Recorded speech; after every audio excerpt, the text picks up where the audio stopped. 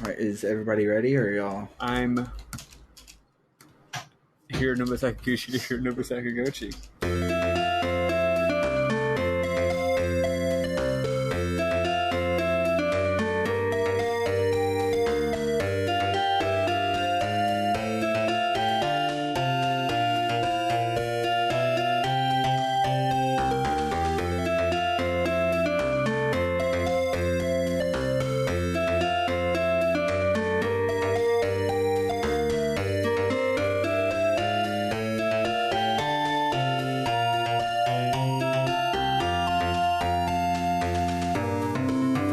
Welcome to RPG Book Club, the podcast where we play a little bit of a video game and talk about how it makes us feel. I am Sam Allman. I'm Elias Sailor Eli Warren. And I'm Maddy Grace Webben. And today we will be continuing our playthrough of Chrono Cross, stopping at the, I'm just going to say it, stopping at the body switch. If you don't know what that is, then you probably should have played this week. But that's the best way to say what happens. If you want a non-spoilery version, since I've already given you the spoilery version, we're stopping at the end of Fort Dragonia. But hey. But before we get to all of that, how was everyone's week? It's over. Good. I've had a lot going on. Yeah. And it's all dumb drama, and I just Yeah. like I don't even want to go into it, but it's just been a lot, and I've had a lot of stress and anxiety, and of course, like always, I procrastinated on playing, and I was gonna play yesterday, but then work was really stressful and busy, and I couldn't, and so I had to play it all today, and now I'm at like 16 hours on my game, and Christ. I'm just not feeling this one at all so far. And I think a lot of that probably comes to the pressure of procrastination, because I already knew this game was like chill hangout vibes, and Maddy already knew this game was chill hangout vibes, and you've been doing the normal thing of today's your day off, so you play it on your day off, which of course is normal, but then that gives you a big like looming thing over your head. Yeah, and I don't think I would like limit. This game trying to blast through it, and I think that might be a part of it, which I know. mean, you can't move your day off, so there's not really a solution there. But I think had you just casually landed upon this game and had like 6 months to piddle around in it, you probably would like it better. Well, and I think that's the big issue that I've had with most of the games that we've played, is that like I feel this pressure to complete it, and so like I'm the type of person where if I have to do something, I will like it less than if I just want to do it and do it voluntarily. And it's not that I don't want to play these games. It's that now suddenly I've got this pressure on me to play them, and so that makes it more stressful in and of itself. And then a lot of these games have really janky mechanics that I'm not used to. You know, I never had a PlayStation until PS4. So yeah, this is your second pre-rendered background game ever, and the first one was Legend of Dragoon that we played like a year ago. So That game's kind of for babies. Yeah. And I loved Legend of Dragoon. Like, even though it did stress me out at times, I enjoyed it. Yeah. And I'm foreseeing that this game will be the same thing, where it stresses you out at times, and you'll be down with it at the end. But we're not there yet. Yeah. So right now it's just the holy shit, why can't I beat just the queen's ass? I've been pressing the right fucking buttons for and ever. That's that's an old, remember, that's a throwback right there. Yeah. Well, I was talking about that today with a couple of friends.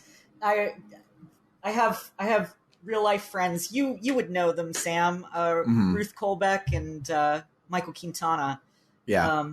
And I was like, hey, I finally... Shout outs to Q. Yeah, shout outs to Q. Shout outs to Ruth. I love you both.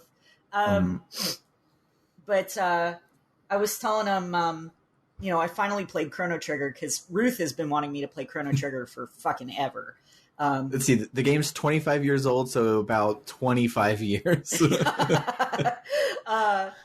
I was like, I finally fucking did it. I played Chrono Trigger and I really loved it. And now we're playing Chrono Cross and I want to die.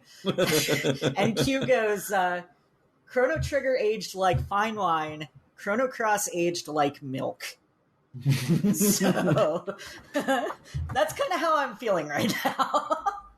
Yeah, I am really appreciating Chrono Cross right now so much that somebody, shoutouts to Verge, our new friend in the Discord. I was going to have to make sure we did that, yeah. He asked what our top 5 games were, and top 5 PS1 games, and I put Chrono Cross on the list. That being said, the total number of PS1 games that I've played to completion is probably 10. Oh, I thought you were going to say 5. Oh, no. It's on my top 5 games out of 3. Yeah, but so it's not necessarily like pushing a lot of things out, but I am like thoroughly enjoying its density in the same way that I did. Like, I wonder what happens if I wait for 10 minutes in Undertale, and there's a lot of stuff like that. Like, I didn't mention it last time, but my subplot was I had to go save Nikki because everyone on the boat was like, we got a show to do. So I went and got Nikki, and I needed to go back to like heal or buy some items because I found some iron or something. And I'm like, I wonder. And so I go into the boat, and there's a cutscene there of him being like, oh no, I have to go and save my sister and blah, blah, blah, blah. We can't do the show. And like, they thought of that. Like, oh yeah, if you go and complete your quest, the quest is now invalid because you have a new quest, but we're still going to put the quest resolving scenario there. And I'm really liking all of that. I agree the combat is not great, but I've abstracted a level onto it where I don't even like think of each individual attack as an attack. I just think of it as, oh, this is my combo that I do on the turn. And the only time I break from that is if I try to like leave it on the yellow so I can back out and use an element on one turn type thing. But I mostly am just like, this is the turn where I attack, and this is the turn where I do magic. And I've just simplified it and overpowered with iron weapons. But that was the answer to how did Eli's week go, which is somehow also our memorable moments for the week. But well, how was your week, Maddy? My week was also eventful. Well, it wasn't really eventful so much as it was just 100 degrees Fahrenheit, but there was a heat wave here in California. I know that y'all Texas people will say, oh, that's normal for us Texans. And guess what? I was a Texan for the first 26 years of my life, so you'd think I'd be used to it, but no. 100-degree weather? I don't feel like sucks. Anyone gets used to this. No, you never actually get used to it. So anyway, the point is, for the first time since moving here, I've been like, holy mother of balls, it's so hot. And also, it's COVID, so I work from home now, and I work upstairs. And if you recall, in California, you don't got air conditioning. So, like, I'm just sweating buckets all day while I'm tutoring my students. Luckily, they are too, so it's not like it's, like, weird that I'm so sweaty. But, yeah, and then I streamed. I played this game for about 11 hours this week, though that was a lot more due to my own shenanigans. Had some pretty fun streams, though. For example, there's a point in the game where I just ran right past the save point because the background was kind of blue colored and the save point was kind of blue colored, and I ran past it, and I ran past it into a boss, and then I died. And I was gonna be like, no, but it was so blue. Like, this is the game's fault for making the background too blue. But every single person on my stream said, "Save, you idiot," as I ran past it. Like 4 different people were like, "Save point, save point, save point." And so anyway, stuff like that. But anyway, other cool thing is I ordered some glasses online. and they finally arrived on Friday. And it's my first time ever ordering glasses online. I wasn't sure if they were going to fit well. The size I got was a little bit smaller than my current glasses, so I was a little worried. But A, they fit great, and B, I fucking love them.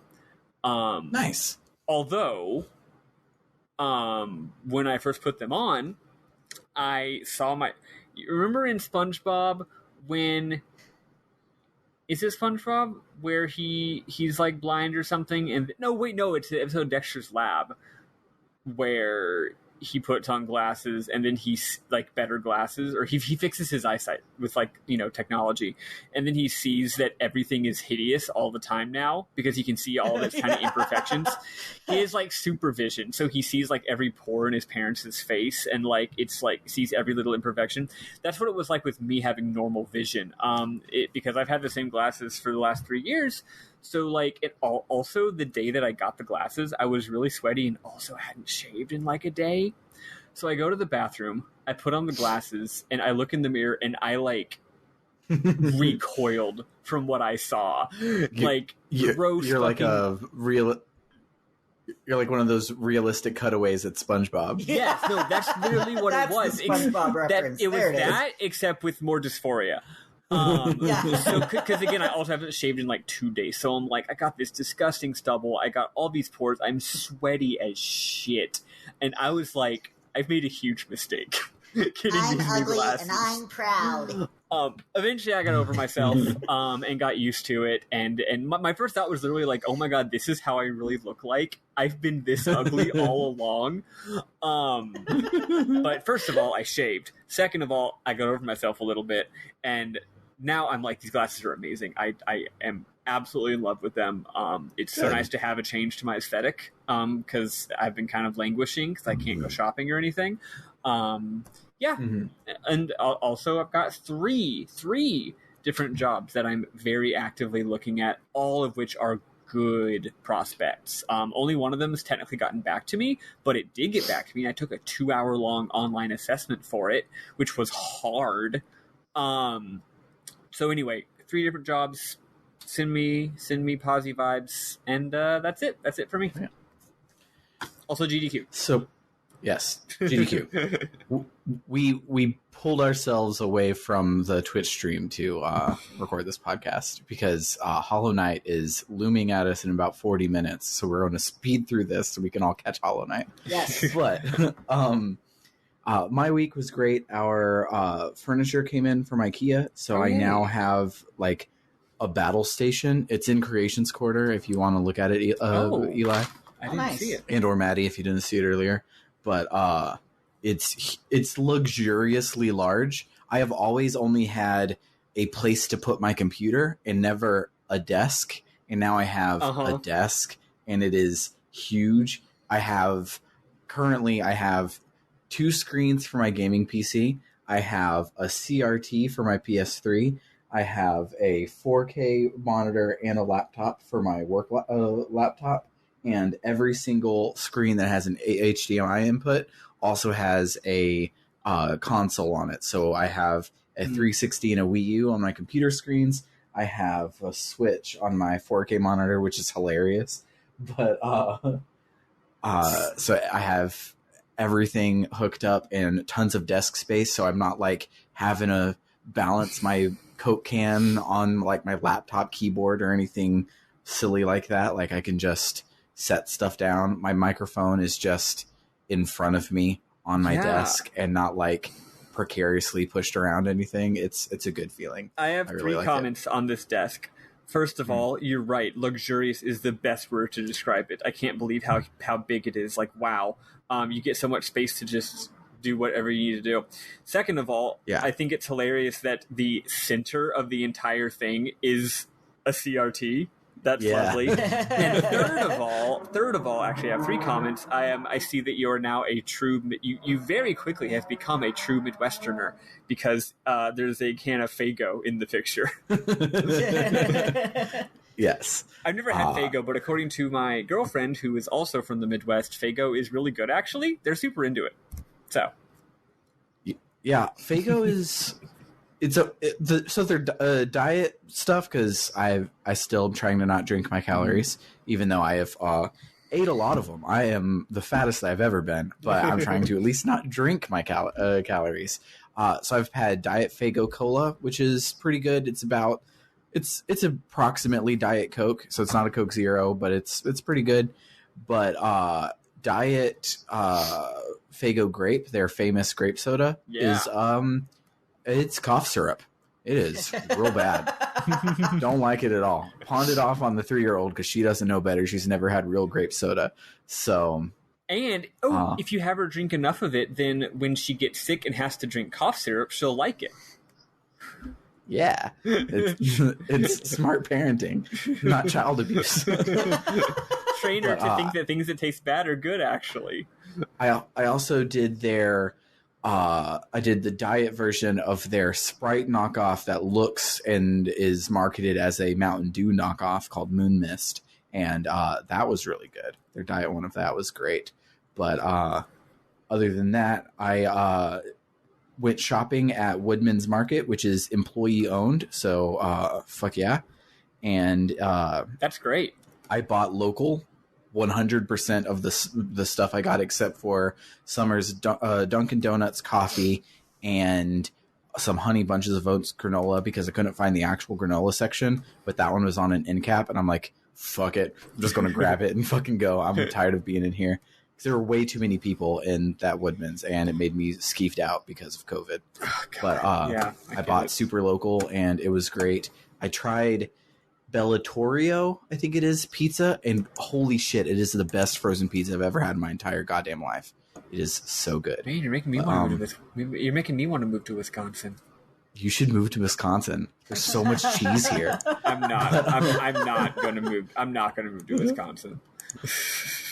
Yeah, I like everything that I love about it is so specifically tailored to me, where it's like, there's a good local game store and enough targets where I can check multiple stores, and that's it. And that's all the the city that I need. Otherwise, it's just country suburbia, and I'm loving that because I have fiber internet. So as long as I can be on the cusp of country but fiber internet, that's perfect for me. That's also, frankly, right now in COVID times, we don't live in places anymore. Have y'all noticed that? Yeah. We don't live in, I don't live in Oakland. I live, my life is my house, one of my friends' house, the grocery store, and that's it. And if those three things, if my house, my friend's house, and the grocery store were if those three things were in the middle of a forest, then the only difference is that when I drive from one to the other, I would be seeing a forest outside my window instead of a city. It's weird. We don't live in places anymore. It's crazy. But we have squandered 25 of our available 60 minutes before Hollow Knight starts. Let's fucking kick it. Let's do it. Yeah, let's. I mean, they're probably listen behind to schedule, some. but yeah. Yeah, the last I checked, they were running quite behind schedule, so we're okay. But I don't know what music we'll listen to. There was a lot of good ones this week, so we'll listen to something, and then we'll get started talking about this game.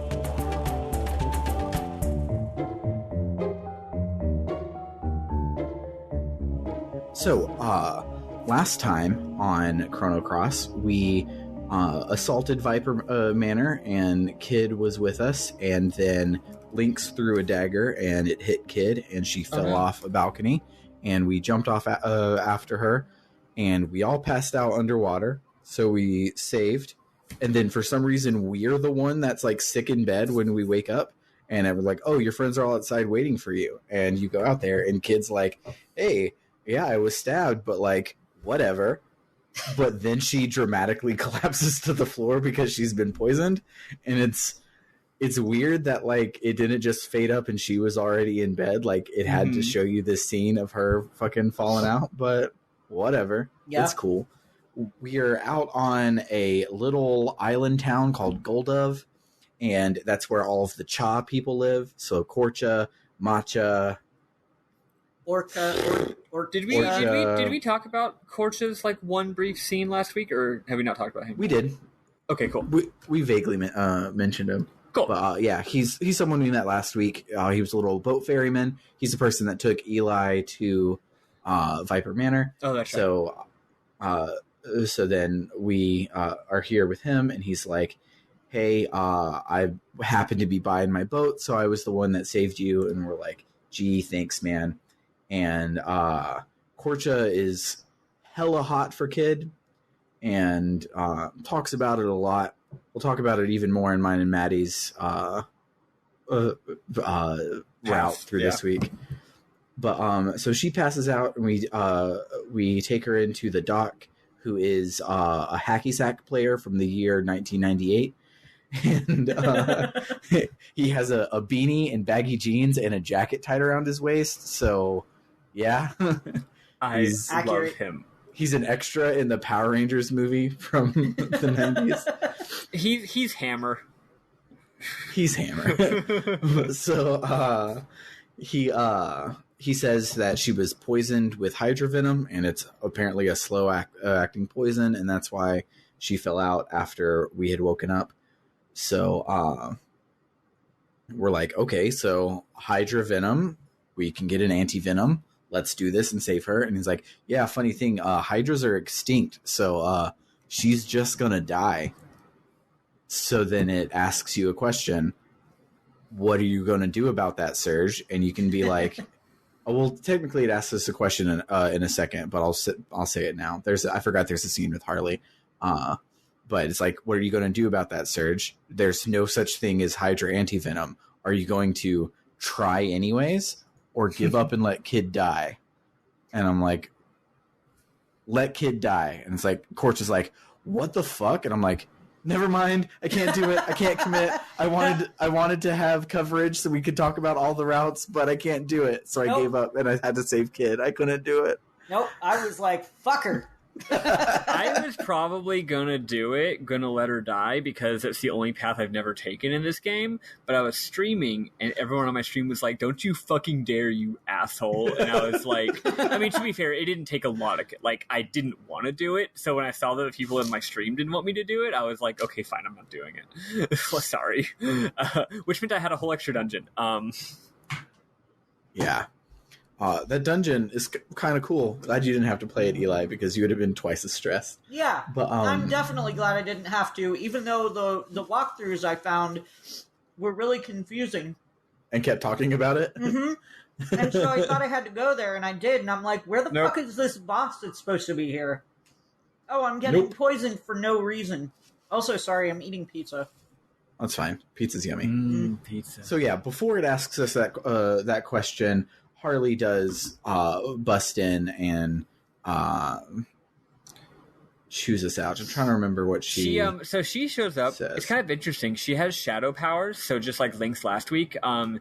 She's not actually here. She's just astral. She's just Star Wars she's just the Rise of Skywalkering over to us. But she pretty much is just checking in to see. I'm guessing, if I had to guess, I would say that Link sent her to find out like if Kid died or not. And she sees Kid, and if you recall, she has the hots for Surge, so she's like, she like shit talks Kid and says like, Surge, leave that hussy, you don't need her, fuck, she sucks. And then she leaves. That's the whole scene. Okay. I was just skimming down through the thing, and I saw the pictures. I'm like, that feels like it's important because she's important, but it really wasn't. She was just checking in, again, probably for nefarious reasons. Yeah. So I chose to find a way to save her. I have the Let's Play actually chose not to, but it's a completionist. So on their New Game Plus, they also recorded talking about saving them. So I still have notes. So I say I'm going to find a way to save her, and everyone's like, but what the heck are we going to do? Hydras are extinct. The Hydra marshes, that place on your map, it hasn't been the same in, I don't know, approximately 10 years. I wonder what that's hinting at you to go and do. And so did you have to go to the homeworld for any reason this week, Eli? Yeah, because I had to. So let me rack my brain and try to remember, because I didn't take any fucking notes about. No, it's fine. Doing. I think did you go for the water dragon aisle? Is that still done on homeworld? Yeah, you still have to do that in homeworld. So after you hold on, I still have the guide up somewhere. Okay. But oh, there we go. That was why I lost it. So when you choose not to save Kid, Torcha gets all butthurt with you because he's in love and bloody blah, and you're bad friends. You go to him and you ask for his boat, and he's like, "I'm not fucking giving you my boat. You guys are assholes who are gonna let Kid die." And Torcha's mom is like, "You shut your face. That, like, what the hell would you do in that situation? Like, you wouldn't know what to do either." And it wasn't that they refused; they just didn't know what the hell they were supposed to do because Hydras are fucking extinct, you clod. It's that reminded me. The choices are not save Kid, let Kid die. It's what are you going to do? And it's I don't know, or find a way to save her. It's not Kid, It's not like Surge is like, let this motherfucker die. It's you JRPG hero and say, I'm going to bend the world to my will, or saying, I don't fucking know, I'm just going to fucking wing it. So yeah, pretty much. It is not admitting you are evil here, like the way Maddy's chat interpreted it. So Kid gives you her amulet, but Korcha actually took it away from you. And sets it aside and is like, "No, you're not allowed to have this because you're a douche." And so, we went with Matcha back to. She takes us back to Termina, where I recruited Greco, who is a luchador who speaks Spanish but is named Greco for whatever reason. It's because his counterpart is named Romana. So it's I know. Greco-Romana. And I get because that. But that's it. That's the only reason. Yeah. Making a 2-person pun. Yeah. I fucking love Greco. Just FYI, if you're not using him, you could try using him because he's great. He hits real hard. Oh, nice. I might try him then. So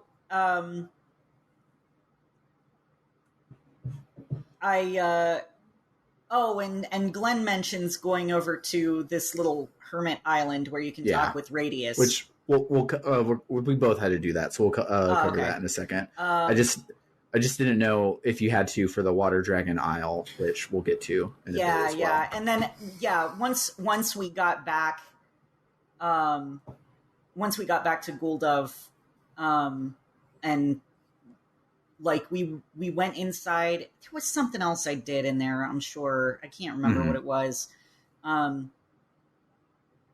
we went back inside and Kid was not in the bed anymore, and so everybody's like, "Oh well, she's fucking dead. Rip." F's in chat. And then she comes in and she's like, "What the fuck are you effing for? I'm right here." So she and Doc join the team, and then we get the amulet, and we can go back to Homeworld and go to the Water Dragon Isle. Okay, cool. Nice. So how it goes for us is we're like, I don't fucking know what to do, but we still have the amulet. So in my case, Nikki is like, well, the where the angels dare not tread, or whatever the fuck, instead of just Space Gate. He's like, so Space Gate is probably on the beach when you came here. Like, that's where it was. We should go investigate. And so you make your way to Opasa Beach with the Astral Amulet, and you can switch over to back to Homeworld and go to their Hydra Marsh, which isn't yucky and poisonous and broken. So you can go and explore around in there. Well, it's not yucky and poisoned yet. Yep. So you can you meet this character named Biba, who I love and I would die for. I mean, I slaughtered about 15 of them by the end of this dungeon, so I apparently would kill for them as well. But they're great. Every word that, like, if you squint and also like look through like a special like 3D glasses and also listen to it backwards while watching Wizard of Oz, potential to switch a word, the word Biba, he does. And it's amazing. Like, this Biba, no place for humans, Biba. Go away. Biba off. And it's great. He's horrible. I love him. But so you run into him, you slaughter him a lot, and get his flute that can bring down a wingipede. And if you bring down said wingipede at the right place, it's a short little boss fight, and it busts a big ass hole in the floor where you fall down and land on this other boss to have another boss fight back to back. This time it's with a pentapus. It is an octopus with 5 legs. And so you beat the pentapus and save this little fairy that was down there, and she comes along with you. And her name is Rasley, and she was the girl that Maddy couldn't remember. Yep, Rasley. That was didn't the happen one. in mine, by the way. Yeah, What? this is Oh, yeah. this is in the dungeon. You didn't have to do it all. Oh, okay. Yeah, this is all in the forest. Okay, I got mixed up between... But Rasley was also the one who was in my dream sequence at the beginning of the game, which is randomly determined. But hey, looks like it. So good thing I picked this path, because otherwise it wouldn't make any sense. Yeah, would have been a weird. Well, I mean, mine was weird because I have neither Oralha or Chef Boy, so my dream is an impossibility. But yeah, so we take down the Pentapus and we save Rasley, and she mentions that she comes from Dragon Isle, and we're like, cool, we'll save that for later. And she's like, where are you guys going? Can I come with you? And we're like, yeah, it means there's a chance you'll never see your friends again, because we're going to a different dimension. And she's like, whoa, cool, coming. And so she joins you anyways. And so you head back to another world, but on your way out, there are dwarves, and are like, oh, it's not on the way out. We didn't get the Hydra yet. Sorry. Yeah. This is all a side quest within a side quest, basically. Yeah. So we make our way further into the Hydra marshes with Rasley on our team, and there's a big Hydra. We run into some dwarves right before it who are like, the Hydra are sacred, don't hurt them. And we're like, yeah, we're going to slaughter the shit out of them anyways. So we do so. Yeah, and to clarify, it is very, very heavily foreshadowed. It's not subtle at all. It's like, yeah, this is an ecosystem that is very delicate, and the Hydra is the most important. It's like the king predator of this ecosystem, but also it's like magical. It's like the king of the swamp. And if it wasn't in the other universe, they hunted all the Hydras because they're bad. Like, humans specifically hunted all the Hydras to extinction in the other universe, and that's why the swamp is poisonous now. Yeah, and the dwarves tell you all this for like the 5th time, and they're like, yeah, we're gonna protect the Hydra, and you're like, I'm gonna save one human being. I'm gonna kill lots of sentient dwarves. Wreck your sacred home and kill your god king because my friend has a fever. So see ya. So we slaughter a bunch of dwarves and then slaughter the Hydra, but it's okay because the Hydra was pregnant, so we give the Hydra a emergency C-section and release its baby out into the swamp. And wait, what? That didn't happen in mine. I didn't make any choices. Maybe you secretly did? No, I'm following along. It's like after the fight, the dwarf is like, do you think you're the only ones who live on this planet? Don't kid yourselves. You're just hairless apes, or worse, you're nothing more than freaks of evolution. And runs off. And Rasley is like, it's sad, but I understand what he says. Did you not have Rasley in your party? No, I did. Oh, in my party. So, she wasn't in my party. So maybe it's a Rasley specific thing. Maybe that was the choice I didn't make. But she says that the Hydra has newborns in her womb, so we give it an emergency C-section and release the Hydra out into the world. Yeah, no, mine, it was just dead. So we'll follow up on that plot thread when we get to Water Dragon Isle, because that came up for me there. But yeah, so we release its little babies and go out on our merry ways. So on our way out, all of the dwarves, which were like everywhere, are gone. And so there's like no mobs left to fight at all the entire way out. So we make our way back to another world, and we go to Goldove, and we give a kid the antidote. But she's like, I actually feel better already. Looks like I would have been all right without any antidote at all. And we're like, damn you.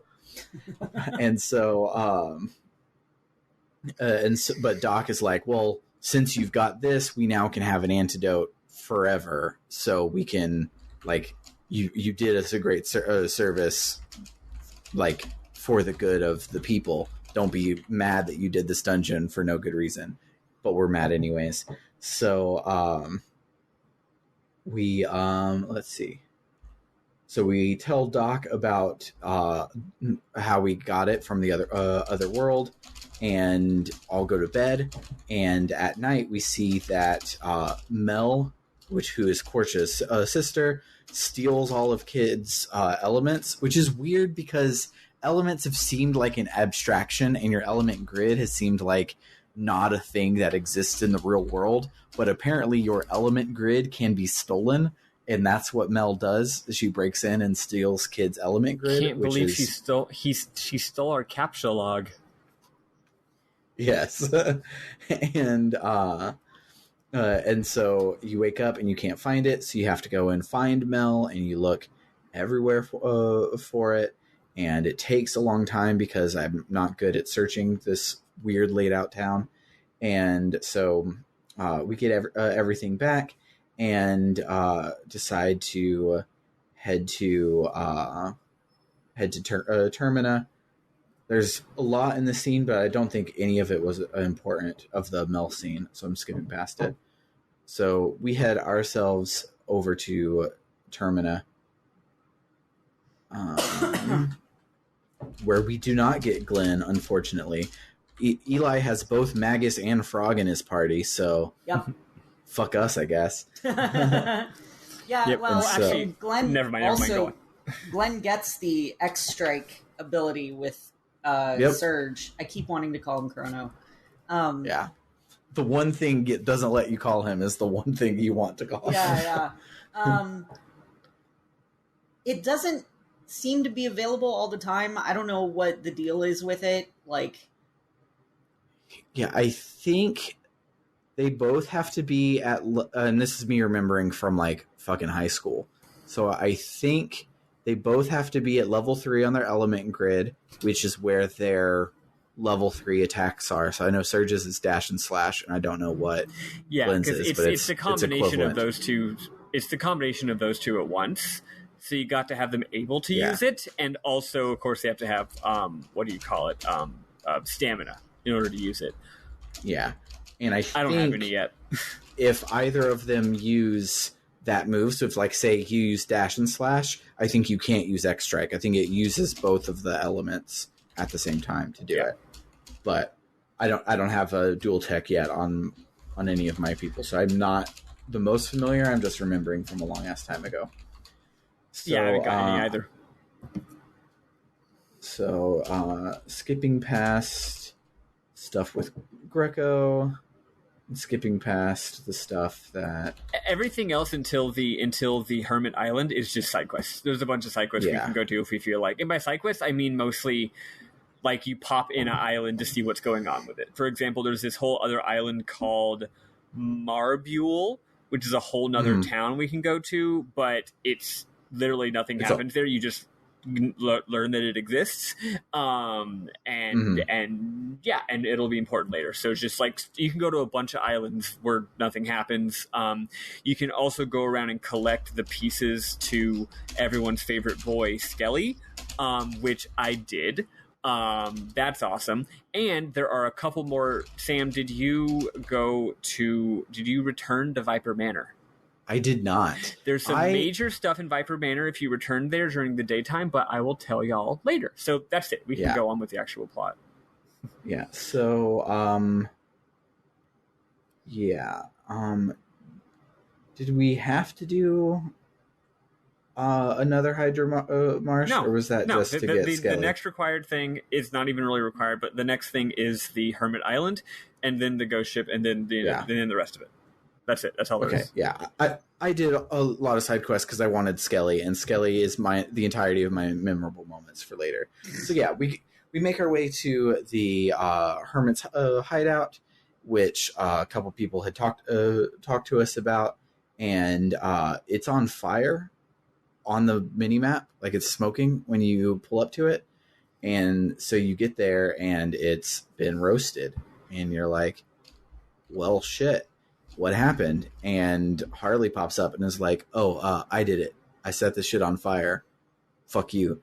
And she says that it was Link's idea, and we fight her and kick her butt. So then after she leaves, Old Man Radius was fine. He didn't get killed in the fire, which then also correction on last week. We said that we thought that the Prophet of Time was another world Radius, but that's wrong because this is another world Radius. So Vimk in the Discord says that actually was Balthazar, which hasn't come up yet, but it makes sense. I mean, he was also the Prophet of Time in Chrono Trigger, but correction on that. So we talked to Radius, and it's a pretty pointless trip, honestly. His health wasn't destroyed. He had an underground section that she didn't know about.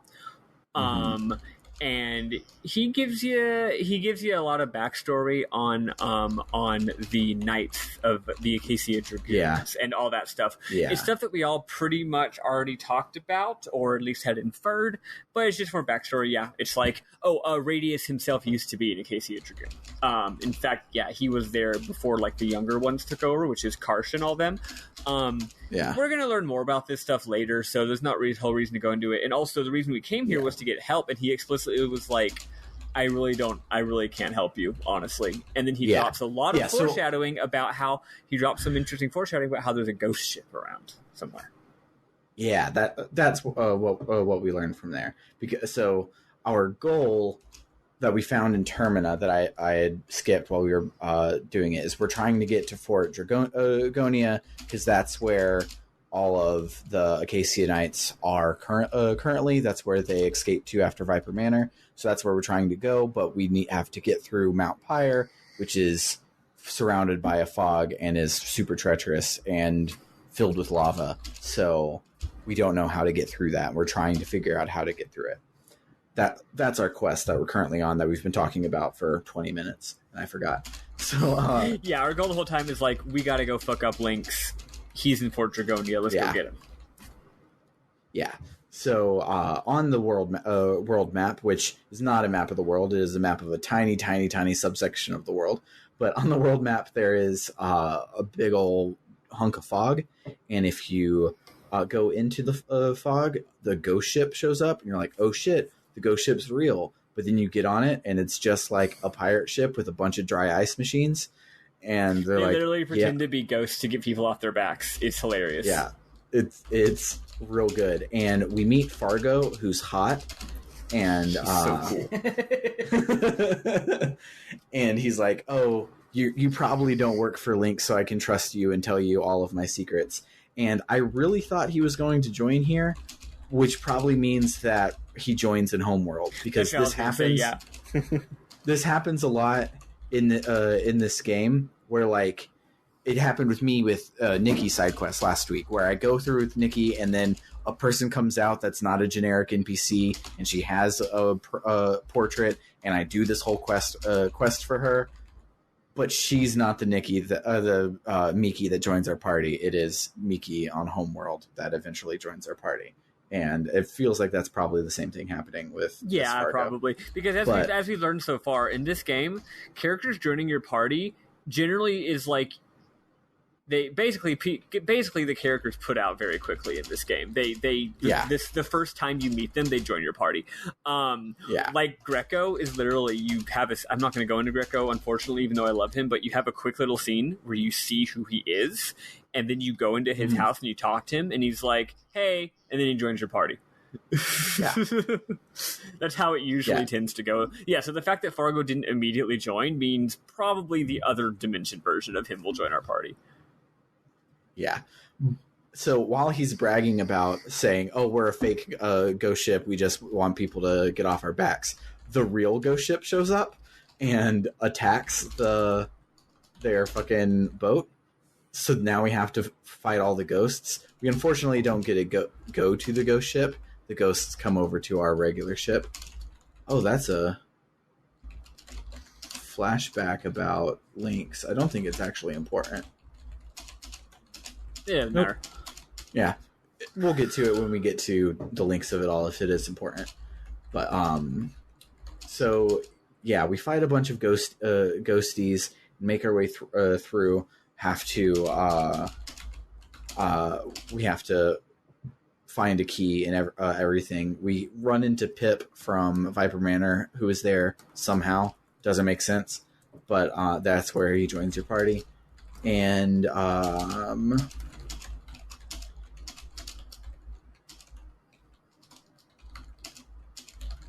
yeah, so you kill all the ghosts, and Fargo, thank you. He talks about how Mount Pyre has a fire dragon there that's like pissed off at all humans and doesn't let anybody through. But something water dragon isle something. That's how you get through something, and that's where he sends us off to. Yep. So this is technically, in the most strict definition of the words, optional. But Mount Pyre literally is overflowing with lava, and the lava immediately takes your party to 1 hit point each if you touch the lava. So it's really hard to get through without going to do this dungeon first. So it's sort of an optional, but also totally required. And the chapter we just entered after you finish the ghost ship is called In Search of Dragon Blue. So it's optional, but implied that you should probably... Because it even gets its own chapter title, yeah. Yeah. So we make our way to Water Dragon Isle, which is... Well, there is this whole side quest to go get Doc that I didn't do. I literally have had... Well, now I have 0 people in my party. But at the body switch, I had like 5, 6 maybe. I'm doing real bad at finding characters in this game, and I'm like vibing and hanging out. What's the part you just mentioned? Getting Doc on your team. No, we don't get Doc. I have a funny memory moment about that later. Doc can join your party because he just did in the. He joined mine automatically. We as in me and you, Sam, cannot get Doc. Okay. That I forgot that the Let's Play did that because I'm already back to their normal Let's Play after the side parts about the other characters. So I forgot that was a thing. So so we go over to Water Dragon Isle, and it is a boneyard. There is nothing there. So we are like, well, let's go check the other one. And we go back to Homeworld, and it is flourishing, and that's where all the fairies live. And so we're like, all right, cool, let's go and talk to some fairies, meet a water dragon, get some magic powers, stop everything. Oh shit, all of the fairies are being murdered in front of our goddamn eyes. Eli, was there fairy murder going on in your water dragon aisle? Yeah, it was lousy with fairy murder. Weird, because you didn't go fight the Hydra to make them leave. They just said that humans had come and driven them away. They didn't blame me for it. So we didn't do it, but it happened anyway because humans are bad. That makes sense. That makes sense. Yeah, I in my version of the game, this is a very explicit arc where it's like, we destroyed their environment and they all left, and now they need someplace new to live. So now they're fighting these people, and it's all my fault. And I felt really depressed about it the entire time. Yeah, and especially because you go through, if you have Rasley in your party, which I did, because everyone online talks about how Rasley is just as good as getting Glenn because she's a great magic user, and I could never keep Rasley alive for one goddamn turn. So I was still trying to make fetch happen, and so she was in my party when I went to the boneyard one where there were fairies and stuff, and she was like, "Oh yeah, these are all my friends. I know they're not my real friends, so I'm not like introducing myself or whatever, but like these are all my friends, and everything is great." And then I go and watch all of her real friends being murdered, and it's all my fault. Yeah. So having her in your party is really important. My stream people were like, "Hello, you're going to Water Isle. You should probably put Rasley in your party." And I was like, "Oh yeah, good idea." Yeah. But my viewers on my stream are way smarter than me about every single thing in this game. Yeah, so we stop fairy murder by doing a lot of dwarf murder ourselves. The only way to stop one murder is to commit another murder. Yeah, so that's some gun lover logic right there. we're the good guy with a swallow. Yeah. We're the good guys with an element grid. Yeah. So we have a boss fight with a dwarf tank. It's real cool. Oh, it's hard as fuck, and I hated it. It took forever. Yeah, I remember, like, so I haven't game over it except for once on accident in the first week, and I don't even remember where it was because it was like a trash mob or something.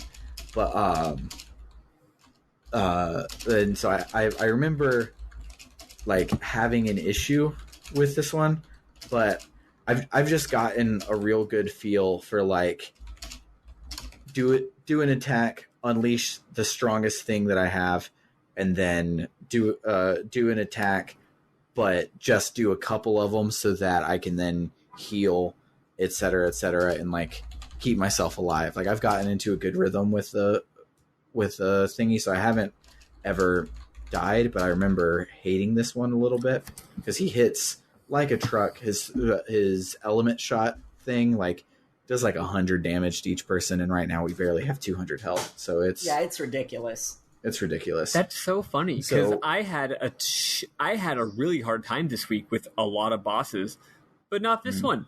This one didn't even make an impression. Just completely arbitrary. I mean, not arbitrary. I guess we had different parties, but it's just completely opposite experiences. That's crazy because that's how it was with the fire dragon we're about to get to. All I remember about the tank was that he was super cute. I didn't remember it being difficult.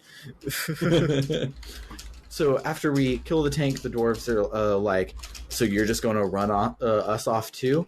And Rasley, then this is the part I wanted to ask you about. Rasley was like, "No, the Hydra was pregnant. There's now like 6 Hydra babies out there in the marsh." And he's like, "Oh, that's awesome. We're going to go move back to the marshes." Nope.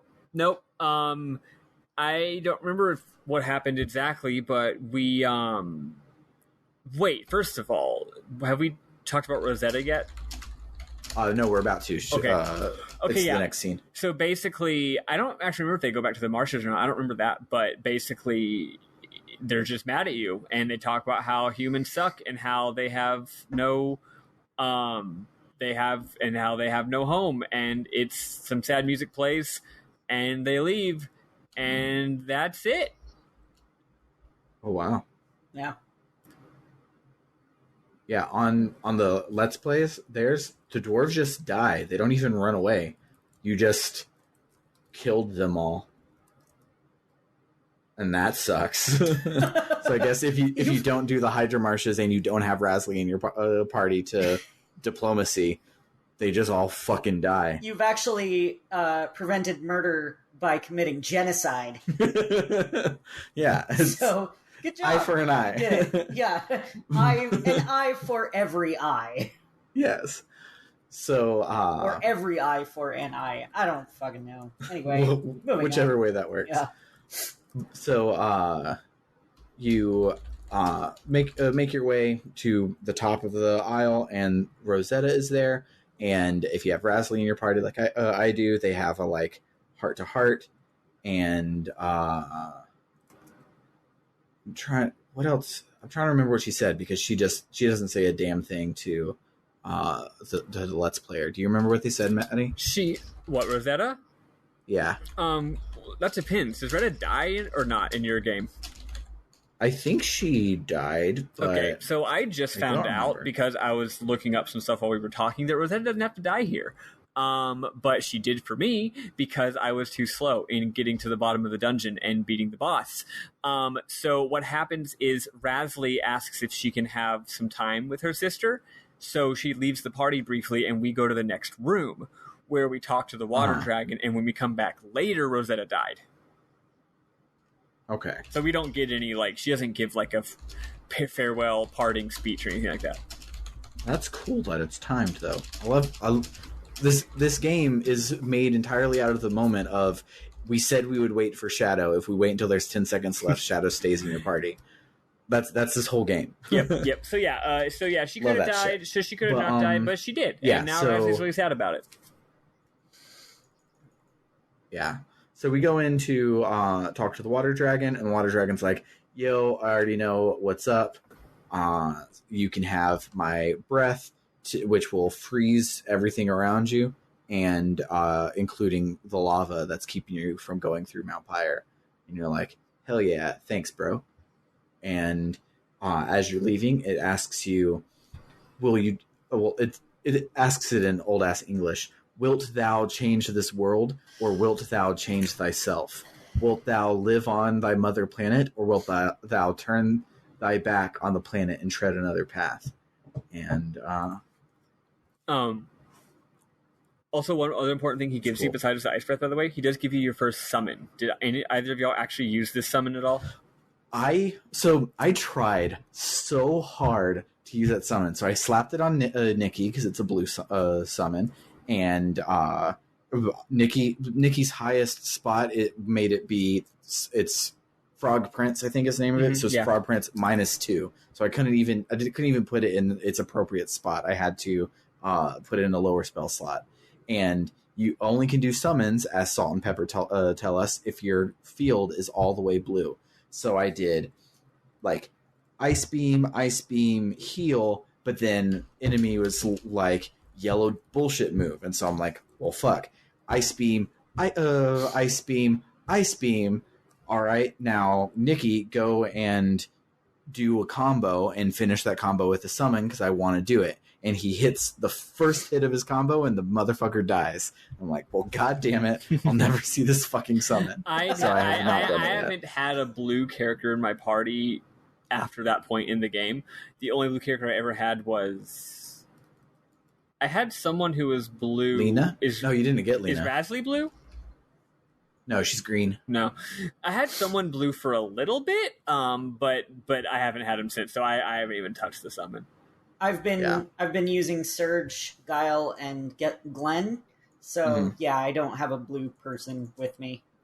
I tried using Rasley for most of the dungeon, the upcoming next two back-to-back dungeons, but I can't, in good faith, take Skelly out of my party. He's too good.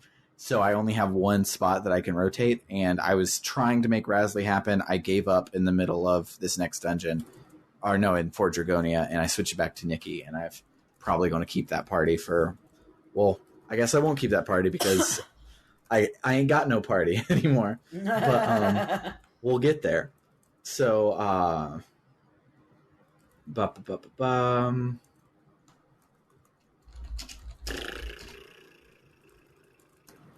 a lot of stuff that I didn't do, I don't think is important right now.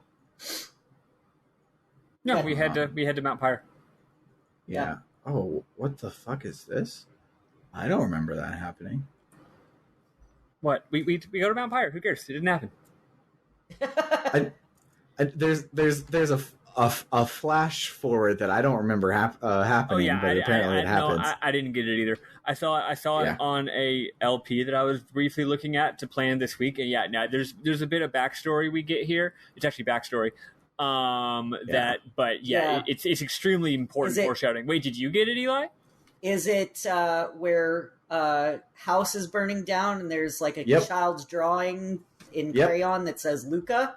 Yeah. Yep. Yeah, I sure got that. Yeah, it's super major. I just didn't want to bring it up if none of us got it. That might be only in the you leave kid to die route then. Maybe I think we could have got it. We just didn't for reasons. I was looking this up earlier. But anyway, we get our first big connection to Chrono Trigger here. And then, Kid talks about how she was orphaned. And there's a whole follow-up scene to that we didn't get either. She was adopted, and she says, she doesn't say Luca at all. You only know it because it was in that dream she had, with the house burning down. But she says, I was adopted, and this girl was like my sister, and then, I lived with my sister for a long time, and we were super happy, and then this Lynx guy came and fucking murdered her, and I really miss my sister, and it's really sad. That's cool. It's very important to note that she does not once say Luca. Right. Mm-hmm. It turns out that you see this scene if Rasley isn't in your party and the Kid is. Cool. That's not what I did because I had Skelly and I'm never taking Skelly out of my party. Right? Skelly's I fucking adore Skelly. God damn it. I love him. The only reason I took Cambo out of my party is because I figured he needed a break for a while. Also, he and Skelly are the same element. Hambo's on a sabbatical right now. Yeah. So, now that we have the breath and some backstory, we head into Mount Pyre, and if you're like me, you see that there's a chest in the lava, and you're like, oh, cool, let me freeze this lava and walk over to the chest, in which case you now can't get that chest because it's under the ice. And I started by going into the lava and going, ow, lava is hot. I'll use my ice power. Oh, chest. I can't get it now. So, I could have gotten the chest, but I didn't because lava is hot. I actually did end up getting it because of how I think I mentioned earlier, I forgot to save like a dumbass, so I had to do this dungeon twice. So the second time around, I did get it, although it's not anything interesting. It's not worth getting, honestly. It's kind of dumb. Yeah, there's another one later on that is more important, I think. But even then, you don't fucking need it. One thing I actually like about this game, you think this would be a bad thing, but I actually like it.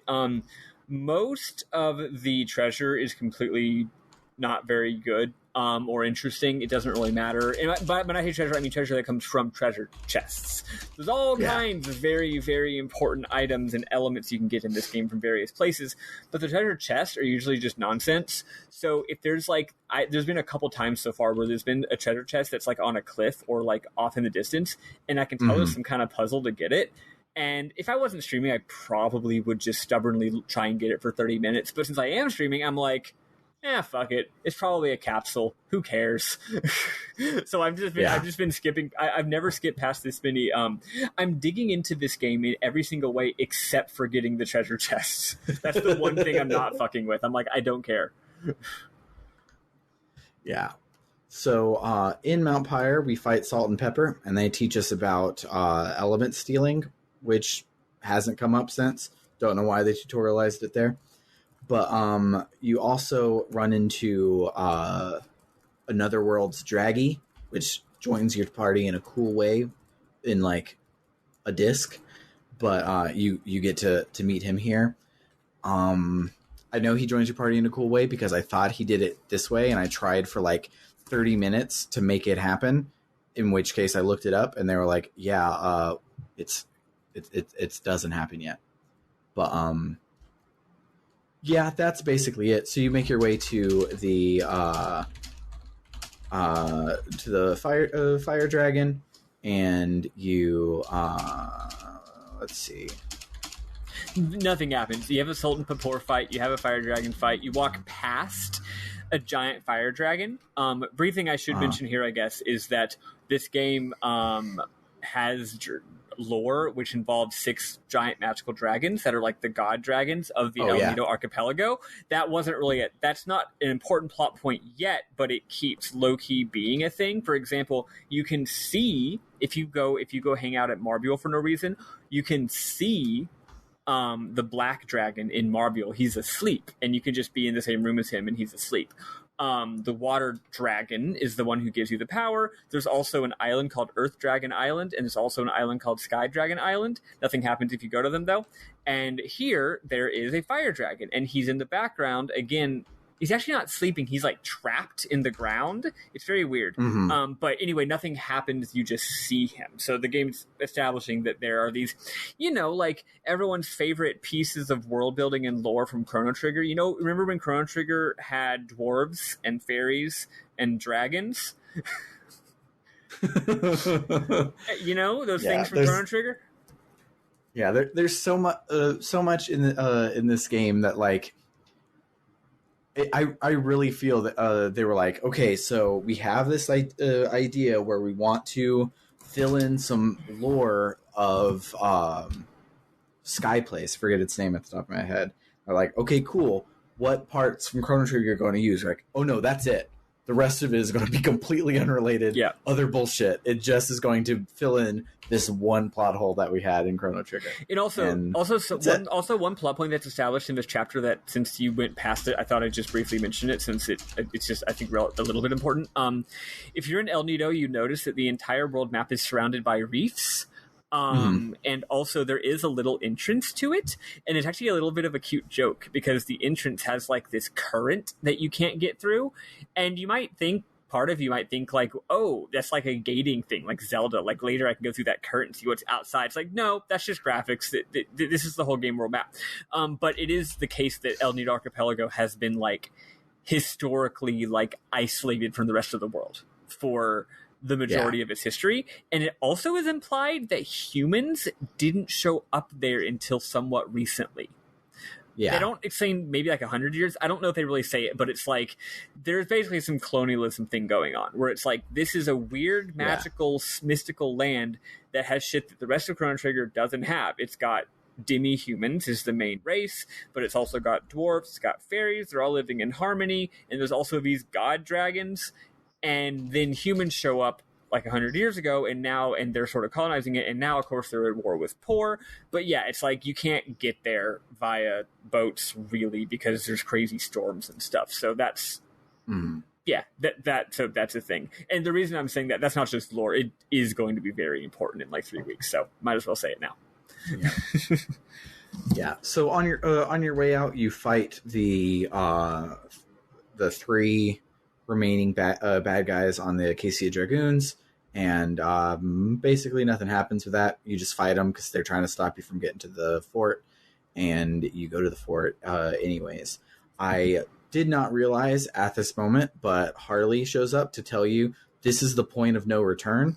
Make sure you do all of your side quests before you walk through this door. Yeah, she literally tells you that it's the point of no return. Yep. Like, I'm looking at the screenshot. She goes, if you proceed any further, there will be no turning back. And I'm like, whatever. And I walk straight through it right as Maddy was like, hey, did you get Greco or any of these other side characters? And I'm like, well, this is me now. Well, that's one reason why my stream took so long this week, because it's like, there's all these side quests and optional characters, and it's like, no, if you don't do them by the end of this dungeon, you can't do them.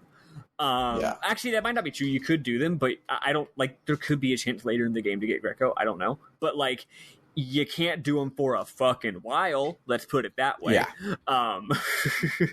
Yeah. As we'll see in just a second. So we make our way to Fort Dragonia in the middle of Mount Pyre, and oh shit, it's the place from our dream sequence. And you're like, oh cool, I've already done this dungeon, and then the game goes like, haha, gotcha, and you have to do about 8 times longer of the dungeon that you haven't done so far. So the first floor has 4 different puzzle rooms, one of which is about 8 times more of a big deal than the other ones, and it took me forever. 3 of them are fine, forever. And one of them's bullshit. Yeah, and I really enjoyed all of the fine ones. I hated the bullshit one, like so much that I saved in the I put my Vita in sleep mode, put it on the charger in the middle of it to come back and do it the next day because I didn't want to do it anymore. So you do all of those, and at the end of each one, there's like a pillar in the color of one of the elements, and you turn it off and sometimes fight a boss. Most of them are not important plot-wise. It's just like, this is the big thing that's here in the room. This is literally just a gauntlet-ass dungeon. So you make your way through all of them. They're bullshit, to eventually go through the elevator you do at the beginning.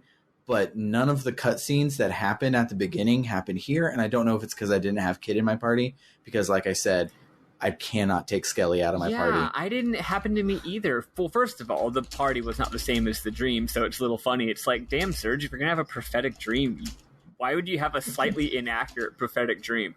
But the cut, like they come up the elevator. And you recognize that scene from literally the first thing that happens in the game, and then you're just in control. Like, it's just gameplay, and there's no cutscene at all. I'm like, what? Maybe they just didn't want to repeat it. Maybe the idea is that like this conversation does happen, we just don't see it happen. I don't know. It's weird. Yeah, and so the Let's Play has Kid in their party, and it doesn't do anything there either. Yeah. So no idea. I mean, the conversation is just let's go get him. That's all it is. Yeah. So. We then do the part of the dungeon from the dream sequence, except this time there's a boss, and that boss beat the shit out of Eli. I didn't die.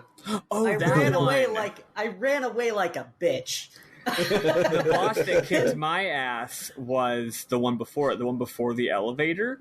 That one fucking annihilated the bejesus. The golem thing. I had to use my brain the most I've ever used in this game. What? The sun one? Yes, I had to like... Oh, wait. No, I was going to say I had to use my brain and be super smart about it. Actually, no, it just took me 2 tries. And on my second try, I just had to think about it a little bit, and then I beat him. Never mind. The only boss in this game that required me to be, like, we're talking... going into the menu and thinking about what my elements are going to be and planning out my entire strategy was the fire dragon. But the sun fucked me up. This one was I didn't die, but boy, scary. Yeah. Yeah. And it's really cool because like you turn off the black pillar, and every single time you've turned off the yellow pillar and fought a yellow boss. You turn off the green pillar and fought a green boss. You turn off the white pillar and fought a white boss. You turn off the black pillar and a rinky-dink little like red frog shows up, and you're like, what the fuck is this? And so you go to like kick his ass, and then he burps up like a eldritch horror, and then he becomes a black boss. And like a black slime really monster comes out of its mouth. It's fucking cool. Yeah, like it a lot. But otherwise not important. It's just happened. So then we ride our magic elevator up, and there is still no cutscene. And we walk up to the door, and we get the whooshy little zoom in that we had before where Serge remembers his dream, but that's it. So we walk through the door, and so we walk in there, and there is Viper and Lynx. And Lynx is like, we've been expecting you, and Viper's like, I've been waiting to kick your ass for a long time, so I'm going to kick your ass. And he's basically a fake fight.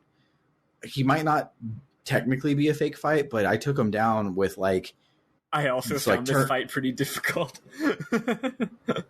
You found it difficult? Yeah, I thought it was so tough for me. It didn't die. It was so tough for me that when it turns out there's another boss afterward, I was like, okay, this has got to be a fake fight, right? Because you wouldn't follow up a boss battle that tough with another one. Turns out they would. But yeah, it's pretty tricky. It's tough. So turn one for everyone's with everyone's first round of stamina, I filled up their element grids. Turn two, I used their strongest spells, and he died on turn two. I thought it was a fake fight. That's I hilarious. thought it was like he's this big old badass that like we thought was going to be the boss of last week, and now he's like been hyped up, and he was fake. But apparently not. I do recall him dying pretty quickly, but he also hit me really, really, really hard. Yeah. But he didn't die in 2 turns. He died in like a few more than that. But no, like one of my characters was dead by the end. Weird. How did it go for you, Eli? For Viper. Yeah, I don't really think I had problems with those. I was at the very end of my wits by that point. But, no, they went okay. Yeah. Yeah. So we take him down, and he's like, so it seems you are a worthy opponent. I will unsheath my sword now, which is why I thought it was a fake fight, because he literally was like, I was going easy on you. So he like gets ready to fight, and Lynx just fucking slits his goddamn throat. And it's cool. And he's like, Lynx, the obvious villain of the game, how could you have betrayed me? Yeah. And he's like, cuz. So he specifically says, you were useful in helping me make my way around these islands. I appreciate your help, General, but I have no use for you. This fort will be your grave. And it's cool. So now a kid, for me, runs up out of nowhere and is like, hey, Lynx, I'm going to fucking kill you now. So then we have a fight with Lynx, who still doesn't have his own music yet. But then we fight Lynx, and what's cool about Lynx, did you notice this, Maddy? That he has combos. Wait. He has combos and an element grid. He's a player character. Oh, no, there's but more. That you don't get there's control. More to him that you must not have noticed. Do you notice what happens when you use his elements? No. Well, first he used Luminaire. No, he didn't use Luminaire. First he used... So he's black element, right? So first... Did you notice when you were fighting him that maybe you went to go do an element on Surge's turn, and you went to go use one of your white elements, and it was grayed out, and you thought to yourself, I didn't think I used that in this battle yet. I guess I did. No. That didn't happen to me. Oh, it did. He probably just didn't think about it. He uses your elements. That's cool. Every time he uses a white element, he's using your grid. Oh, shit. Well, that's cool. I started out with fucking Luminaire, so he couldn't steal that shit from me. Yeah, that's what I did too. Right, so anything, so. If he used any white elements that battle, he was using yours. That's cool. Off of your own grid, yeah. That's Which even cooler. Which is really fucking cool. It's like, hey, the characters seem to be connected in some way. Why is he literally yanking my own magical spells that I have inside of my gaming abstraction? By the way, we have approximately 8 minutes till Hollow Knight starts. So. All right, let's get this going. So we'll probably be a little late for Hollow Knight, but it's okay. Well, I'm we'll catch the meat of gonna it. see if it's running on schedule or not. Don't mind me. So we fight Lynx, and he eventually goes down. He's I didn't notice that he was stealing your moves. I don't think he actually ever used a white spell against me. If he did, it was a low level one that I didn't really need, because I just unleashed as many bombs as I could of level 6 or 7 spells. But so he goes down and is like, "Oh, you're more trouble than I thought." And he says, "Have you ever questioned who you really are?" And he goes, "What has been significant of your existence until now?" And he goes, 10 years ago, the boundary of space and time was torn, and part of me, in fact, died." And we get a flashback of a panther, not a man panther like Lynx, but a regular panther going and attacking Surge. And he goes, "You cannot defeat me because denying me is the same as erasing your very existence." And we're like, what? And it doesn't go into more than that here, but it's kind of implying that Lynx is another Surge. He's another world's Surge. Or maybe it's like I think it might be like I hate to mention this most accursed of all liberal media genres, but like a Horcrux situation. Maybe. I think it might be a Horcrux situation. Anyway, whatever. Yeah, but because it sounds like... Or a like... Kingdom Hearts 2 situation. Yeah. Because it sounds like in this world, Lynx took over Surge when Surge, quote-unquote, died. At the very least. There's something going on there. It'll probably be more specific later. They're a forced dyad. Whatever. Yeah, they're a forced dyad. And then Surge realizes that he's actually Magus's kid, and that's the reason. That's the reason that he has all of these powers. So upset about this. God, I fucking hate that movie. This is not Star Wars talk. If you want Star Wars talk, check your feed. There's Star Wars talk released 2 weeks ago. But so kid is like, he's full of shit. And Lynx is like, well, if I'm full of shit, then look at this shiny blue thing. And you're like, oh, hey, it's the shiny blue thing from earlier that made me have a flashback where our faces swapped. I wonder what will happen if I stare deeply into this blue thing. And so then Surge like collapses onto the floor, and then he looks up and has Buffy the Vampire Slayer eyes. And Kid is like, what's wrong? And then Surge's face portrait pops up and is like, don't worry about me, kid. I'm totally fine. I'm talking in this game now. I'm no longer a silent protagonist. And then the screen goes completely still, and you're like, what the heck? And so like the last thing is like, come on guys, let's go. And so you have the controller in your hand, and the party is like set up in the V like they are when you come to a stop in the game.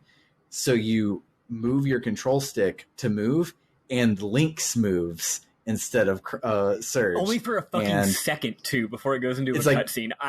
It's like a blink and you'll miss it. Like, wait, what? Super good. It's so good. And so you try to move, and Surge is like, what are you doing, Lynx? Come on, kid, go ahead and kill him. And Kid it is like, all right, I'm going to, and it goes into a fight, and you're controlling Lynx against your 3 party members who hit for party member damage and not random mob damage, so they fucking kill you before their first turn is over.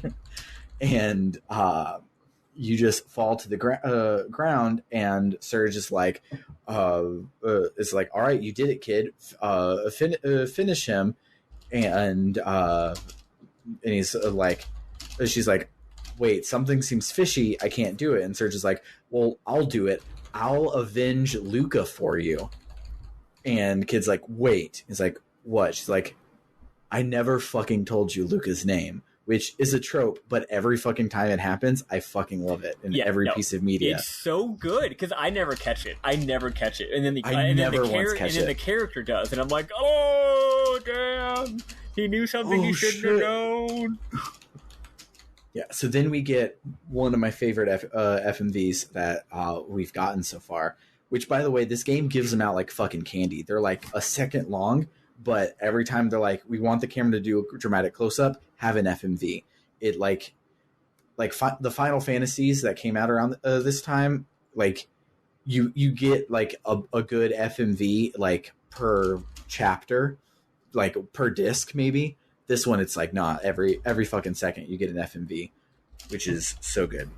But this one's dramatic, and so kid is like, wait, I fucking know what's up, and Surge is like, well, I've been had, and just fucking stabs her and knocks her to the ground, and you see Lynx mouth the words, because there's no voice acting in the FMVs, but he mouths the word kiddo, which is kid's name in Japanese, which I think is cool. So Surge in Lynx's body screams out for her as she dies, and then we get the drippy blood dagger and smirk from the flashback, and your party members are like, wait, what the fuck? Why are you doing this? And then Surge's portrait changes to have his Buffy the Vampire Slayer eyes in his like text portrait, which is really cool. And he's like, well, this is the end of you guys. And he knocks them all out, and then he knocks Kid out, and it's like, you know what? Nothing bad will happen if I just wait to kill you later. This will be fine. This won't come back to bite me. This is not setting up for her to survive. He does that stupid fucking villain thing.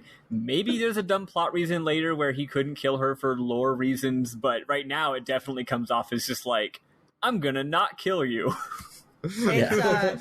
This sequence, and this is a spoiler for Paper Mario Thousand Year Door. So if you haven't played that game, sorry. But it reminded me of Dupless taking over Mario's body. Oh yeah, that was a great part. Like you know shit's gone haywire when your silent protagonist is suddenly talking. Yeah. And so then Surge comes over to gloat at you, and you can't say anything because now you're the silent protagonist in a different person's body. And so he's like, well, now that I've got your body, maybe I've got my body back. I still don't quite know what's going on there. He takes the Dragon's Tear, which is that floaty blue thing, and he's like, I have the key to the gate of fate. It's finally time for the frozen flame to awaken. Surge, if you happen to survive, come to the Sea of Eden, and we'll fight again there. And then he leaves, and then the coolest fucking graphics I've ever seen happen. It's not a FMV. I mean, I guess it probably is. They probably used FMV technology here. Is, yeah. But when you're in game, it does like what you see from much more modern teen, like 20 teens era, like glitch art, where like the whole screen just like it like fragments. And I don't mean it turns into fragments. I mean it does JPEG fragmentation. It's fucking cool. It's real cool. So then you get a FMV of kids standing on a beach, turning around and smiling at you, and the camera zooms in onto her eyeballs, and then you're underwater, and then you wake up in a Van Gogh painting. And that's where we're going to stop talking. It's not where we saved. There's one more cutscene. You wake up in a Van Gogh painting as Lynx, and also the best track in the game is playing. Yeah, which is the track we will listen to right now as we go into our incredibly short children's fun fact science corner. I still need a better name that's not a Night Vale reference for this next section about where we talk about Radical Dreamers and Chrono Trigger stuff.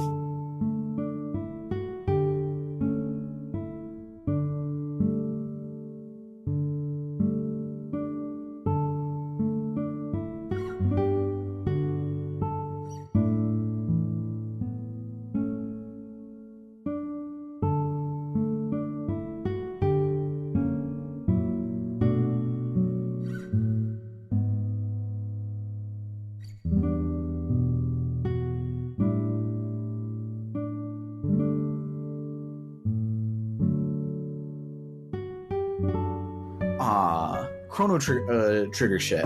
I did not see it, but you can find the crashed fucking Epic this week.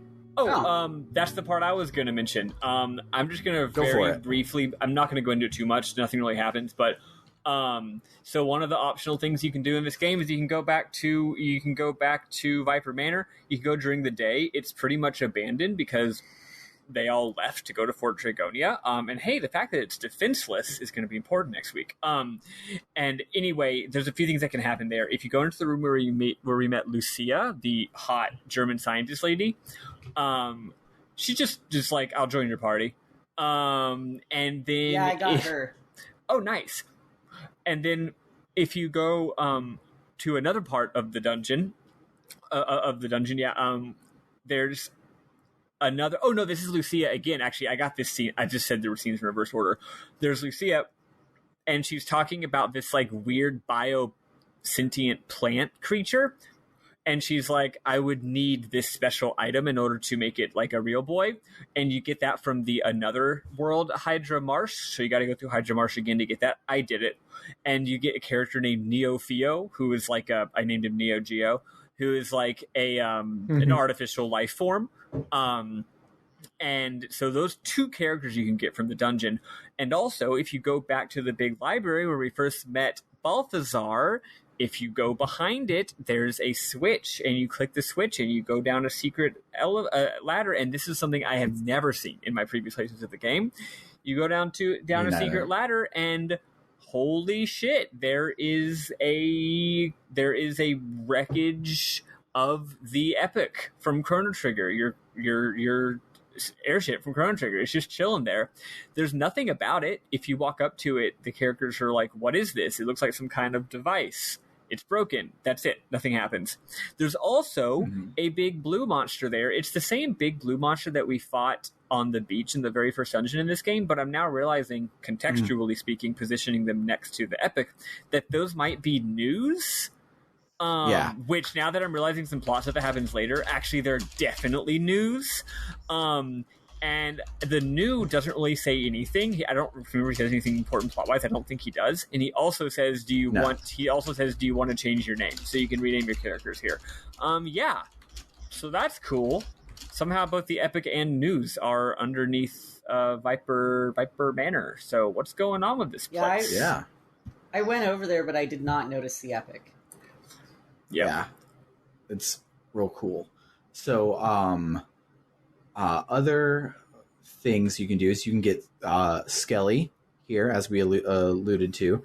You can make your way around to all the different places and find his bones. One of which, like, you can get him here and it's totally fine, but the dungeon that you get him through is definitely a late game dungeon. Like, if you touch any of those mobs, they like kick your ass. Yeah, so you have to go through just one screen of the dungeon and avoid the bad guys and try to not get owned and get Skelly and then hightail it out of there. Yeah, we're going to be playing that not this week, but next week we're going to be playing that dungeon. Okay. And so you take Skelly back to his grandma, and she's like, "Why are you so thin? Why haven't you been eating?" And so he's like, okay, cool. Love you, Grandma. But Sir just saved my life, so I'm going to go with him. And he's great. I'm going to talk a lot more about him in memorable moments. But Greco, we already mentioned, is another character we can get here. Is there anybody else? Any other optionals that we missed? I think no. We already covered some of them, and the ones I just mentioned are the other major ones. You can get Pip. I vaguely mentioned Pip. We mentioned Pip. Get him on the ghost ship. That's not a ghost ship. So see, now y'all listening understand why this is the point of no return. Because hey, guess what? We're not Surge anymore. We're Lynx. All those characters who were in our party, that party of like 15 people, how many I had, I think, that we painstakingly assembled, they're all gone. Nope. Yep. Can't have them. Now you're just Lynx, which is cool.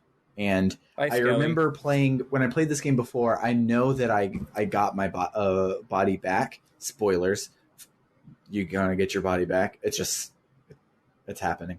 But I remember getting back in that moment when your parties merge into one mega party. I remember being like the shit. So excited to get back to all of that.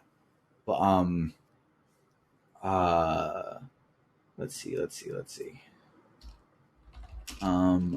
So Radical Dreamers references the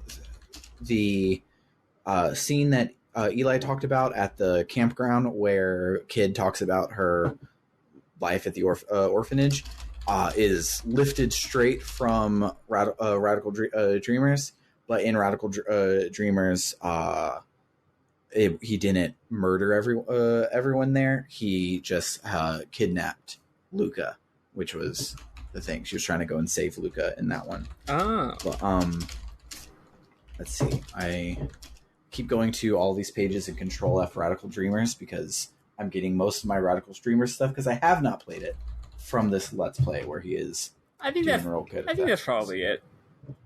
I think that's it. I think I remember seeing something. In Radical Dreamers, General Viper exists, but he is already dead at the start of it, and Lynx has already usurped him and taken control of Viper Manor. So when he kills him here, it's like, oh, the thing that you knew was going to happen because it had already happened in the other game that this is a remake of now has happened because I've killed General Viper, which is pretty cool. But that's it that I think of. So the since I mentioned it earlier, Draggy, the little fire dragon that you fight, he has a portrait, so therefore he's a party member because that's how it works. And you get him by going into when you get on the elevator at the end of Fort Dragonia, you can go up or down. If you go down, there's an incubator room, one of which is empty, and you have this big ass egg that you've had since the beginning of the goddamn game. But I tried that. The incubator room is off. And I'm like, well, what do I do? Do I have to go up and hit the black spire and then come back down? But if you go up to hit the black spire, the gate closes behind you. So you can't do it. So I reloaded my save. I'm like, what do I do? You go to Homeworld Fort Dragonia, go back to that room, and you can hatch the egg to get Draggy. Cool. So I don't know if you do that as Lynx or as when you get when you're Surgigan or what. Well, there's no way we could have done it yet, so. Yeah, there's no way we could have done it yet. Okay, cool. So we didn't miss it. That was my thought as well. I was like, but I have egg. I have it. But I have egg. Don't you hate it when it takes a lot longer for an egg to crack than you think it's gonna? Right. Oh, also another Chrono Trigger reference. The Frog Prince summon is the Frog King from Chrono Trigger. So nice. Yeah, he was only in a tiny flashback when he was fighting Cyrus, but there it is. It's a reference. Other than that, I think that's it. It was pretty lean on the Chrono Trigger references besides the major one, that is the Surge was raised by Luca thing that happened.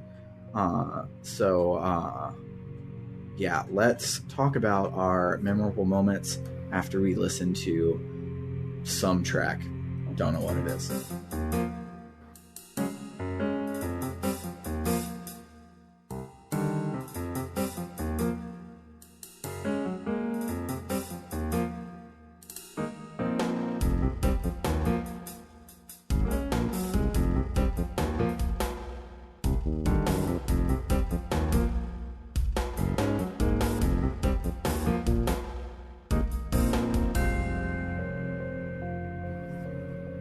All right, memorable moments. I will start on mine because I only remember the one, but Skelly is precious, and I will protect him until the day that I die. So Skelly's run animation, like his walk animation is kind of normal. He just walking, but his run animation, he throws his arms back like a goddamn Naruto, and his head gets limp and just like lolls behind him, and he just fucking like. Forward. That's not a good verb for it. He just kind of just... He runs like Ed from Ed, Ed, and Eddie. He does. And so in Fort Dragonia, there's the whole thing where you have to cycle through your party members. And also because I'm playing on the Vita and the speed up is L select, and select is how you cycle through them, I realized Surge doesn't have to be in the lead of my party. So my party is everyone just running behind Skelly, and Skelly's just everywhere. It's great. it has improved this game 100% to have Skelly in your party. He's great. I got his pelvis and his head and nothing else. Mm. And now I'll never get him again. So. Well, you can get him later, but he's sure, he's so good. Also, he says really good stuff. Like when you find one of the items, which is pile of bones, he because most of the time it's like you found his pelvis, you found his shoulder, you found his foot. One of them though is you just find a pile of assorted bones, and he's like, I can't tell what these are. And then he goes, well, I'm sure, because like, I'll just figure it out. I'll just wing it. Yeah. And when you finally get, and every time you get some of his bones, he remembers some stuff about his life. But once you find all of them, he's like, all right, time to put them back. And then he starts singing the fucking, like, the leg bones connected to the knee bone song. Like, he literally starts singing that song, and then he fixes himself. And then he's like, cool, bye, thanks, see you later. And then later you meet up with him with his grandma. He's just a hoot and a holler, and I love him. I always imagine he has like a thick Brooklyn accent. Yeah. He's in my head, he has the same voice actor as Mort from Planescape Torment, which neither of you have probably played, but he's a floating skull in Planescape Torment, and he has a Brooklyn-ish accent, so it's perfect. You're right on top of it. But that's all that I had, besides the Van Gogh place is real pretty and it's super pretty. Real cool. But it really we'll is a fucking that. Van Gogh dimension. Like they said Van Gogh dimension to me, and I'm like, I'm sure I'll know it when I see it. And then I saw it, I was like, oh yeah, it's just completely. You're literally painting. Inside of a Van Gogh painting, and you're running around it, and the sad music is playing. It's very evocative. I have literally one memorable moment. Try to use my syllables here. I had a few more, but I'll get rid of them. It was actually has to do with my stream. When I was playing the game, I was going around Goldov, and I was just loving the characters in Goldov, and I was especially really loving the Doc character. But I didn't really remember him very well. So at one point on the stream, I was like, man, I love this Doc character. And then I was like, man, if I what did I say? I think I just said something like I really hope this character joins my party or something like that. And one of the people watching said, "Do you want me to spoil it?" Or no, that they were like, "I got some bad news for you." Or no, they just said, they were just like, "Do you want me to spoil what happened to the Doc?" And I was like, "If the thing you're gonna spoil is that I can't actually get the Doc because you only get Doc if you choose the don't save kid path, and therefore I don't get him forever, yes, please do tell me because I want to know about it and get mad about it right now. However, if there's anything else going on with the Doc, don't tell me. I'll find out when I get there." And the commenter person was just like, well, prepare to get mad. I was like, no, I was so upset. I actually forget that was actually one of our RPG Book Club fans. I believe it was Doho. Doho was the one who was telling me that I should get mad about Doc. And I seriously, I love Doc, and the fact that I don't get him on my playthrough because of my plot decisions is a fucking bummer. Anyway, that's it for me. Oh, also, Korcha doesn't have to join your party. When he says he wants to join your party, you ask him if you can use his boat, and he says sure, but only if kid marries me. And he's really creeper about it, so I just left his ass. And he's not even like, I don't think you can ever go back and get him, because if you go to the menu in the menu screen where it lists all your party members, he's not even in there. So Korcha's just gone. I was like, nah, you're not joining my party, fuck you. I didn't get Korcha, but I got Korcha's mom. Oh yeah, Korcha is only on our side. Yeah. So we got Korcha and Mel and Rasley. You got Glenn and Doc and Matcha, I believe. Yeah. You got Mel? That was the... Yeah. Well, so if you get Korcha and you go back and you talk to Mel, Kid is like, hey, I remember the thingy that we whispered, and I said I promised to be there to help you out. Let's do that. Come with. I guess I never went back after getting Korcha. Or no, but I didn't get Korcha. Anyway, the point is I never went back to fucking Gold. Yeah. Probably because I don't know if... I don't know if just Kid is enough, but I had Korcha and since Kid. I told Korcha that I didn't want him to join my party, I figured it'd be awkward, so I'm probably not going to go back to Gold. Yeah. But, what about you, Eli, besides the fact that it's over being your memorable moment? I'm gonna my memorable moment will be to remember to play it this week. Yeah, I didn't have anything that really like super stood out to me, or if it did, I forgot and didn't write it down because your live tweets about it. You all capsed when Serge started talking. Oh yeah, yeah, that was your big one. I was like, "What the fuck?" Yeah, like I know some shit's going down, and like I thought it was just like, oh shit, like the Surge of this world is actually Link's, and I mean maybe that is the case, and that's why they were able to switch bodies. But it, like, as soon as Surge actually started talking, I was like, no. And yeah, it was like it very strongly reminded me of the Paper Mario 1000-Year Door thing, and I'm not sure which of those came first. Chrono Cross came first. Okay, so I feel like maybe Paper Mario took inspiration from that, Yeah, maybe. but I don't know. I guess I'm going to have to figure out the bad guy's name in order to get my body back, except I already know it. It's Link's. Yeah. Yeah. But you have to say it backwards to send him to his fifth dimension. That's impossible. That you cannot say that word backwards. Oh, fuck, let's wrap it up. It's starting. Yeah. Yep. Oh, right. Okay. I'm not actually going to watch it, but y'all are. Yeah, so if you like what you heard today, you can find us on the web at www.rpgbook.club, where you have links to all of our socials, including our Ko-Fi, ko-fi.com/rpgbookclub, where you can toss us some ducats if you like what we do. Donors on our Ko-Fi get to vote on our next game, which is always real cool. But we're going to go watch Hollow Knight. Final thing. This is going to take 5 seconds. Final thing. Where are we shopping next week? Okay. We're shopping next week. Where are we dropping, lads? We're going to go to a place called Death's Door. Pay attention because it'll be like on a world map. You're going to Death's Door. We go to Death's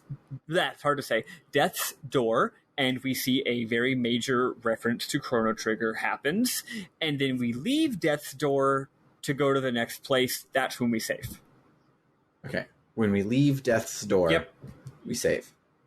Cool. So, that'll do it for this week. For RPG Book Club, I have been Sam Allman. I've been Elias Sailor Eli Warren. And I'm Maddy Grace Webbin. Go watch GDQ. Bye.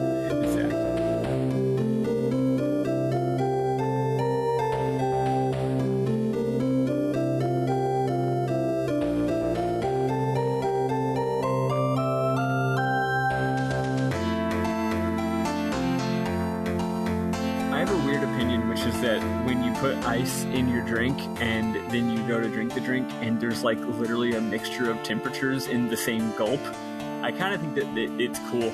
It feels really neat because you think of water as being uniform, right? But you put ice at the top of your extremely large jar of lemonade, and then you go to sip it, and it literally like goes from warm to cold to warm again, like while you're drinking. I'm like, ooh, interesting.